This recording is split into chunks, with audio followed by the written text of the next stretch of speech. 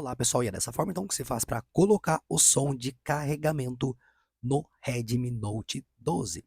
Para fazer isso, você vai em configurações, som e vibração, chegando nessa tela, mais abaixo aqui, configurações adicionais.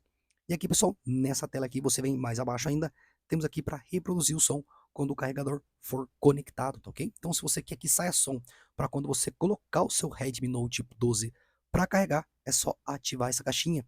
Ativo, quando colocar para carregar, ele vai emitir um som por isso. Espero que esse vídeo aí, pessoal, ele tenha te ajudado de alguma forma. Não se esqueça aí de curtir, se inscrever e até o próximo vídeo. Tchau, tchau.